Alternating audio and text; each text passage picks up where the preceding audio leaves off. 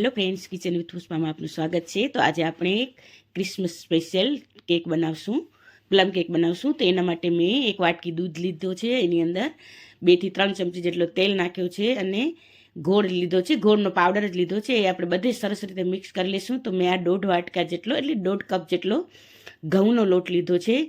એની અંદર આપણે 1 ચમચી મેં બેકિંગ પાવડર નાખ્યો છે અને અડધી ચમચી જેટલો બેકિંગ સોડા નાખ્યો છે. એને આપણે સરસ રીતે હલાવી લઈશું, મિક્સ કરી દઈશું. પછી મેં જે આ ડ્રાયફ્રૂટ 1 ચમચી આપણે એની અંદર જિંજર પાવડર નાખશું અને 1 ચમચી જેટલો તજ, લવિંગ અને એલચીનો પાવડર પણ આપણે નાખી દઈશું. અને મેં બધા 2 ચમચી જેટલો વિનેગર પણ આપણે નાખશું, જેથી આપણો કેક સરસ ફૂલે છે. અને મેં આ પલાળીને રાખેલા જે હતા ડ્રાયફ્રૂટ, એ ડ્રાયફ્રૂટ પણ આપણે એડ કરી દઈશું. અને મેં મિલ્ક પાવડર પણ લીધો છે, એટલે 50 ગ્રામ જેટલો છે, એ પણ આપણે એડ કરી દઈશું. કારણ કે મિલ્ક પાવડરથી કેકનો ટેસ્ટ ખૂબ જ સરસ આવે છે. અને 1 પિંચ જેટલો મેં સોલ્ટ લીધો છે, સોલ્ટ પણ આપણે એડ કરી લઈશું અને સરસ રીતે બધીને મિક્સ કરી લઈશું. એકદમ સરસ મિક્સ થઈ જાય એટલે આપણે એને કેક મોલ્ડમાં નાખી દઈશું.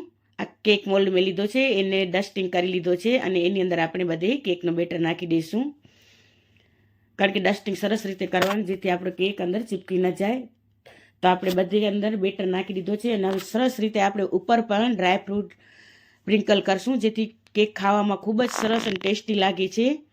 કારણ કે આ ડ્રાયફ્રૂટ, તૂટી ફૂટી, ચેરી અને સૂકા ફ્રૂટ પણ છે, એ બધી મેં નાખ્યા છે અંદર. અને મેં કુકર ગરમ કરીને કુકરને સ્ટીમ કરીને રાખ્યો, પ્રીહીટેડ પહેલેથી જ કરીને રાખ્યો છે. તો એની અંદર આપણે કેક બનાવશું, કારણ કે ઓવનમાં નથી બનાવતા. તો આ મને પૂરી 60 સેકન્ડ મતલબ 1 કલાક લાગ્યો છે, કારણ કે ધીમા તાપે મેં મૂક્યો તો. 1 કલાક પછી આપણો કેક તમે જોઈ શકો છો સરસ બની ગયો છે. તો એ ઠંડો થઈ ગયો છે. ઠંડો થઈ ગયો એટલે આપણે એને ડિમોલ્ડ કરી દઈશું. વાવ, તમે જોઈ શકો છો એકદમ સરસ કલર આવે છે આપણા કેકનો અને ખાવામાં પણ ખૂબ જ ટેસ્ટી બને છે. તમે જરૂરથી એકવાર બનાવજો આ કેક, અને ખાશો તો પેટ ભરાશે પણ તમારું મન નહીં ભરાય, એટલો સરસ બને છે આ કેક.